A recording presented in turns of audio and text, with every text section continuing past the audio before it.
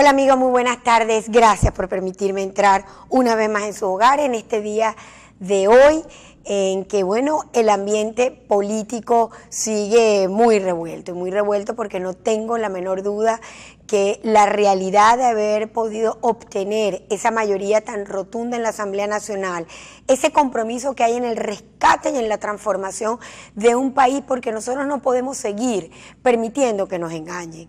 Y nosotros no podemos seguir como el bobo de la yuca, que sale el gobierno, tira 3 titulares, nos dicen 3 cosas, tiran una bolsita por ahí y nos hacen creer que la cosa va caminando de una manera cuando la realidad es totalmente distinta. Hemos visto la dura situación de PDVSA, no solamente por lo que ha tenido que afrontar por el tema de los bonos, y donde pues ya la realidad de un posible default pudiera estar tocando y noqueando, como dice uno, las puertas de la situación financiera, que pone al claro relevo pues de la dura realidad que atraviesa nuestra industria, que llegó a ser una de las primeras en el mundo. Solamente necesitó este gobierno menos de 14 años para acabar no solamente con el talento, sino con toda una proyección de crecimiento y de alternativas que nos hubieran tenido mucho mejor preparado, como fue en otros tiempos. Yo quiero recordarles que el barril de petróleo Caldera lo tuvo que sondear entre 5 y 8 y 9 dólares. Y la mejor época de Carlos Andrés Pérez, el barril del petróleo nunca llegó a superar los 41 dólares y fue la época de oro de Venezuela. Este gobierno ha tenido pues el doble y hasta el triple, si llegamos a considerar las bandas superiores a 120 dólares el barril. Pues bueno, yo quiero felicitar el esfuerzo y la contundencia que han tenido mis compañeros de la Asamblea Nacional, donde a lo largo de las investigaciones que han hecho, a pesar de todos los obstáculos, nos han dejado con la boca abierta nuevamente. Han descubierto, primero que nada, que no era un cuento de camino, era una realidad. Rodríguez, el presidente, multipresidente PDVSA, además el zar del poder, porque ejercía la presidencia de PDVSA, ejercía un ministerio, bueno, controlaba prácticamente todo. Bueno, se siente y los números están ahí. Freddy Guevara lo ha denunciado rotundamente, más de 11.000 millones de dólares, pero oigan esto, más de 11.000 millones de dólares que están redireccionados, y ahí sacaron el contrato. Lo decía Freddy en una oportunidad que lo estuvimos llamando en la noche, un poco me dijo, mira, Iraida, es tan rústico lo que hicieron, porque lo que hicieron fue, por ejemplo, uno de los contratos que están demostrando una cosa tan simple, no guardaban ni las formalidades, un sobreprecio de alquiler de un equipo, de una gabarra. Oigan esto, el sobreprecio era diario de 400.000 dólares diarios por 5 años. Multipliquen eso, pues, empiecen a multiplicar 400.000 dólares y tenemos la factura y todas las pruebas de lo que hemos podido ir consiguiendo. Pero lo más grave no es todo lo que estamos probando, lo más grave es que ellos lo sabían. Lo más grave es que muchos diputados del PSV ya habían empezado la investigación del robo, de la corrupción que se generaba en PDVSA, porque hay que reconocerle ese esfuerzo a esos diputados que de alguna manera quisieron enfrentar la dura crisis, y lo que nos venía con una empresa que le sacan y le sacan y le sacan, pues ahí tenemos el resultado, una empresa quebrada. Y lo cierto es que las investigaciones estaban todas engavetadas, absolutamente todas guardadas, pero es más, Freddy también contaba que algunos de los dineros desviados, más de 4.200 millones de dólares, óiganlo bien, que pertenecía a un testaferro de Rodríguez, resultó que como Andorra lo congeló, y el gobierno venezolano, que es el que tiene que estar interesado cuando hacen esas congelaciones, porque es el daño al patrimonio del dinero de Venezuela, resulta que como no hizo nada, el gobierno venezolano no continuó inoperante, pues totalmente. El Banco de Andorra, que tenía congelados esos dineros, los tuvo que devolver a las cuentas de estos testaferros. Y como decía Freddy, pues ahora no sabemos a dónde irá, le estamos haciendo seguimiento. Pero más grave aún todavía es que para poder hacer la investigación y el seguimiento de muchas cuentas que ya se tienen ubicadas, se requiere la colaboración de la Cancillería para ir ubicando todas estas personas que van apareciendo. ¿Ustedes qué creen que está haciendo la Cancillería? Colaborando, ayudando, angustiada porque hay que rescatar el dinero que es de todos los venezolanos y que fue a parar en esos boliburgueses empresarios de esta revolución, hipócritas y fariseos, que hablan de un discurso y tienen al pueblo y al país pasando esta necesidad. Sí, son unos hipócritas, fariseicos. Es así que pudiéramos determinar, recordando cómo llamaba Jesucristo a esos ricos de la época de él, y cuando les decía en su cara que eran unos fariseos, que eran los que llevaban esa doble vida, se daban unos golpes en los pechos y llevaban otra vida silenciosa y pecaminosa por las espaldas, y maltrataban al pueblo, lo robaban y lo saqueaban. Bastaba ver pues cómo el Señor les tumbó ese templo. Así que yo hoy mismo le digo las mismas palabras del Evangelio: hipócritas y fariseos, porque esos dineros que ahora nos hacen falta para toda esta crisis humanitaria que tiene el país, pues yo felicito que van apareciendo por lo menos las noticias crímenes. Y usted, señora cancillera, que no se distingue para nada de este cortejo tétrico que dirige la nación, y que en vez de colaborar y dar la cara y prestarse para rescatar un país que nos morimos de hambre, de mengua en los hospitales, los niños muriéndose como se van muriendo, ustedes de verdad que estas realidades claman al cielo. Entonces, por supuesto, la Cancillería tampoco está colaborando. Pero además, dentro de esta conversación que tuvimos, en medio de esta noticia que a uno de verdad yo no sé cómo se sienten ustedes, pero yo cada vez que veo esto y que los números me saltan a la vista y que es una cosa millonaria, se venía diciendo nosotros en el 2004, 2005, 2006, nos cansamos de explicar el robo que estaban haciendo con la comida, pues prefirieron congelar los precios aquí, acabar el aparato productivo de nuestros empresarios, atacar toda la duramente a la empresa y el empresariado venezolano, que con sus machas y digamos irrealidades iban adelante.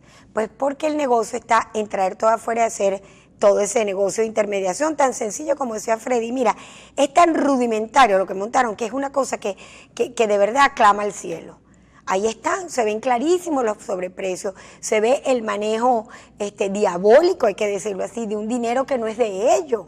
Por eso cuando yo oigo al presidente hablar como habla, con ese voluntarismo subido de tono, él no está administrando un dinero que es de él, él no está administrando una finca que es de él. Venezuela no es una finca privada. Venezuela es un país que nos pertenece a todos, y que además aquí estamos resteándonos todos porque no podemos vivir como estamos viviendo.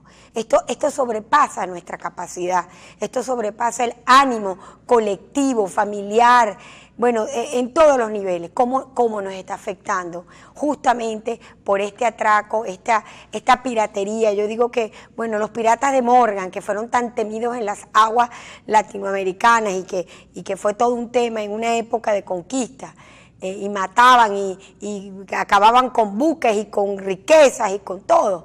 Bueno, esta es la piratería que tiene metida esta revolución. Y lo peor es que no dan la cara, y lo peor es que, bueno, prácticamente quieren desarrollar un discurso para adelante y para atrás para no dejar ver la realidad de cambio que camina por el país por todos lados. Estas cosas hay que decirlas, y yo las comparto hoy con ustedes porque sé que la información no nos llega oportunamente, pero quiero que lo sepan, y aquí siguen todas las noticias. La Contraloría de la Asamblea Nacional solicita declarar responsabilidad política a Rafael Ramírez, a Rodríguez, a todos los que están involucrados, muy especialmente a Rafael Ramírez por ese desvío millonario de PDVSA. Rafael Ramírez, el artífice, vuelvo y lo digo, fue no solamente presidente de PDVSA, fue ministro plenipotenciario, y actualmente está representándonos en la ONU. Y esa investidura hay que quitársela, porque un hombre que se ha prestado a defalcar el país no tiene la dignidad ni la moral para representarnos en ningún lado del mundo. Esa es la verdad, y ese es el discurso que no quieren oír de boca de la generación como la nuestra, que va a seguir luchando por cambiar estas realidades. También es importante decir que la Asamblea Nacional declara mediante acuerdo que el presupuesto del 2016 seguirá vigente ante la crisis que se ha generado con el tema presupuestario. Pero les quiero comentar que Rafael Ramírez, su reacción ante todas estas denuncias que lo han dejado al descubierto del fraude de dinero que le ha hecho a la nación y a todos los venezolanos, unas arcas que nos pertenecen a todos, pues lo que ha pedido es al TCJ que lo proteja de las acciones de la Asamblea Nacional. Ustedes han visto eso, que lo proteja de las acciones que quiere emprender la Asamblea Nacional, justamente porque queremos saber cómo es posible que tanto dinero y tantos dólares y tantos millones de dólares se han perdido en este país y no sabemos dónde está. Es el desfalco más grande hecho a país alguno, porque miren, los números se pierden de vista. Uno agarra una olla de electricidad y superan los 100.000 millones de dólares. Multipliquen eso. Uno agarra el tema del alimento y bueno, solamente un ministro desvió 26.000 millones de dólares. Ahora uno ve en las arcas privadas una persona, Dios mío, pero ¿cuántas vidas necesitará para gastar 11.000 millones de dólares? 11.000 millones de dólares y solamente 4.600 fueron descubiertos en Andorra, congelados además, y está todo el juicio, lo comentaba y nos lo explicaba Freddy Guevara ayer que estuvimos todo el mundo llamándolo, porque ahora esa es otra, no hay información y por eso yo quería empezar esta reflexión para que usted sepa dónde está nuestro dinero, para que usted no crea que ellos nos van a vender porque lo que están es vendiéndonos esperanzas de humo y un discurso que no es verdad. Se parecen a los fariseos de la época de Jesucristo, se daban golpes, querían al pueblo y miren lo que nos han hecho. Porque la pregunta que uno se hace frente a esta realidad, ¿cómo vamos a hacer para rescatar todo lo que nos han robado? Todo lo que han extraído de las arcas públicas y cómo vamos a reconstruir además la educación, la salud, el bienestar, la inflación, el bolívar que no vale nada. ¿Cómo nos lo explican? ¿Cómo lo restituyen? Qué lástima, pero estas son las realidades que tenemos que enrostrar y encarar y que usted esté al tanto para que no vea que el discurso es una cosa, pero ya están las pruebas y están los hechos. Y por eso es que felicito y doy gracias a Dios que tuvimos la valentía de ganar el 6 de diciembre esa Asamblea Nacional, que el gobierno se empeña en anular, se empeña en liquidar y por eso es que no han querido dejarla funcionar. Y lo cierto es que aunque se ha generado esta crisis institucional por el tema del presupuesto, van a seguir adelante mostrando las realidades al país. Yo les pido a ustedes que no se retiren, que ya vengo con más. A propósito de esta noticia que ha cundido por todos lados con la liberación y la casa por cárcel dictada a Manuel Rosales. Ya venimos.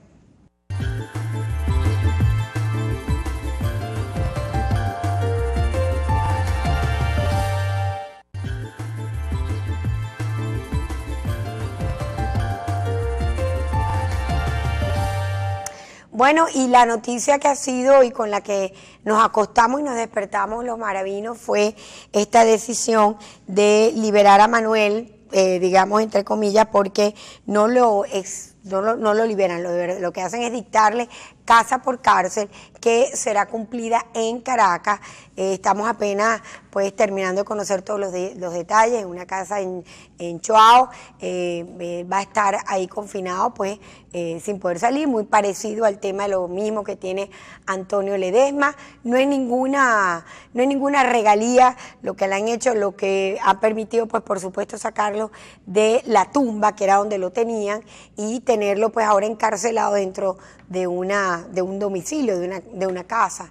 Indudablemente que eso es un paso frente a la realidad tan dura que viven además nuestros presos políticos y Dios permita que detrás de Manuel puedan venir varios estudiantes y venga la liberación de Leopoldo y venga probablemente otros hechos que le permita seguir agarrando fuerza y las libertades que nos pertenecen a los que no son delincuentes, porque como lo veníamos analizando, los delincuentes están en cargos públicos, como Ramírez, que está ejerciendo esa embajadura en la ONU cuando nos despojó a los venezolanos de más de 11.000 millones de dólares. O qué decir de algunos ministros o el propio exalcalde de Maracaibo, Giancarlo Di Martino, que además con ese despalpajo dijo, sí, yo llegué a reunir $1 millón para administrar los Juegos Interamericanos que se hicieron en Maracaibo. O sea, el desparpajo como se van desconociendo, o cómo vamos a decir, por ejemplo, de Rúa, el alcalde del sur del lago, que desvalijó más de 30.000 millones de bolívares, hacía cheques privados, se pagaba directamente, hacía los cheques a mano, lo consignamos en el Consejo Legislativo, y ustedes saben cuánto ha avanzado esa investigación, ni un poquitico. Pero bueno, ¿y qué vamos a decir del ministro del Alimento, el general Osorio? 27.000 millones de dólares que se perdieron, pero ahí no empezó ni siquiera la primera investigación. Pero los que están luchando, los que están dando la cara por el rescate de la democracia, por dar e informar y luchar contra un régimen que además nos quiere imponer el sistema comunista que ya está en pleno desarrollo, porque bueno, bienvenido a la Venezuela castrocomunista, estamos igualitos y dicen los cubanos que nosotros estamos peor, porque en la isla no hay la delincuencia que hay en este país y los índices delincuenciales están rompiendo los récords habidos y por haber. Por no hablar del índice inflacionario que cada día nos come la vida, ni siquiera ya los bolsillos ya no los quemaron, es que nos come la vida. Si usted desayuna una cosa, no sabe qué va a comer al mediodía y mucho menos si va a llegar a la cena. Y esa es una realidad no de la gente más necesitada, porque la gente más necesitada sencillamente no come. Esto es una realidad de la clase media que la pulverizaron.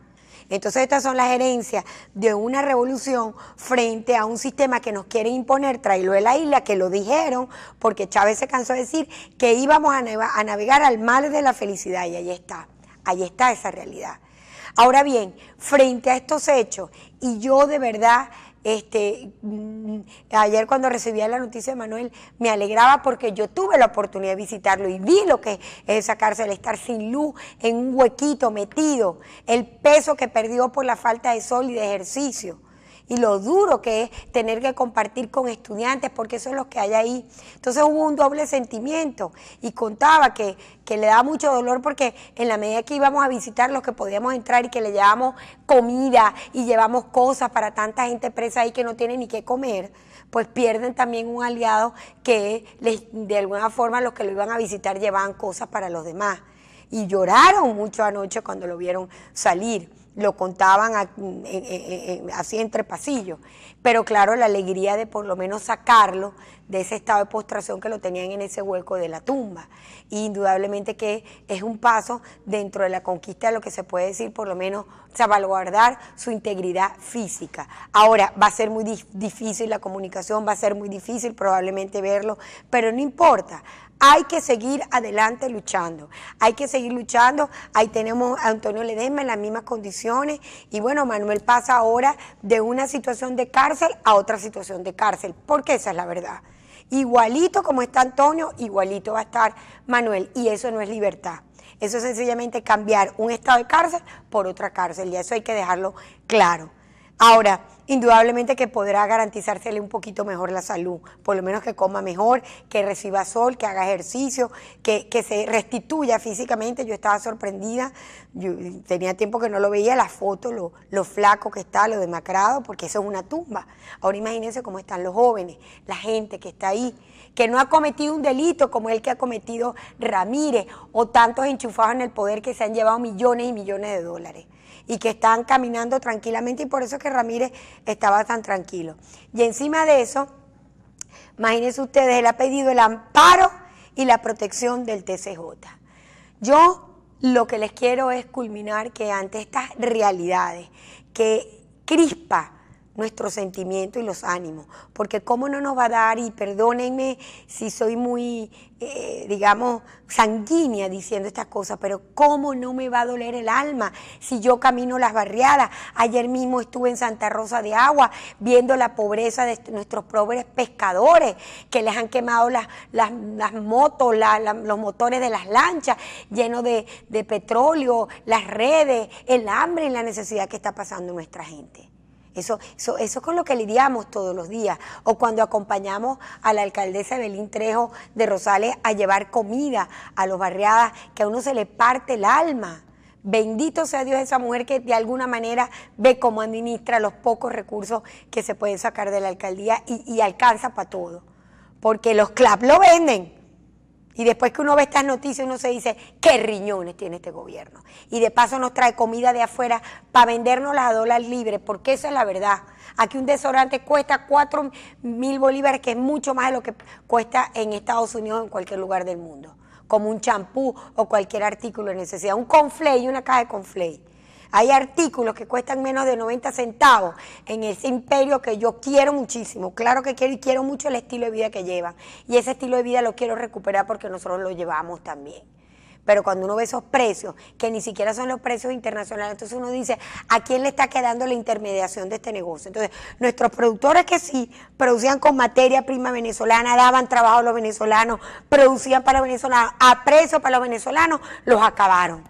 Pero entonces si van y le compran a los empresarios bolivianos o argentinos, que estoy cansada de ver todo lo que hicieron en la época de los Kirchner, y aquí estamos, pagando nosotros los Paganini todas estas realidades. Un rotundo fracaso toda esta gestión revolucionaria, pero más fracaso aún el de Maduro, y por eso hay que irlo a revocar.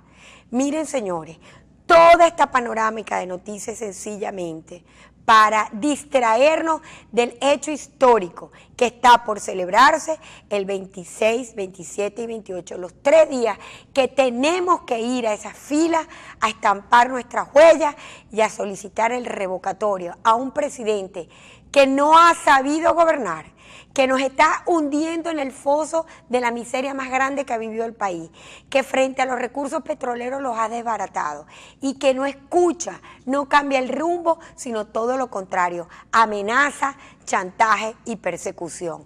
Ahora esta amenaza y chantaje que le tienen a los alcaldes y gobernadores por el presupuesto, yo felicito el comunicado que han sacado ayer diciendo que se ha roto el hilo constitucional y que hay que abrazarse esa constitución a pesar de tener un TCJ que está produciendo una sentencia que no son nada interpretativas, sino al contrario inconstitucionales, represivas y chantajistas, porque esto es chantajear el poder más puro, que es el poder del voto.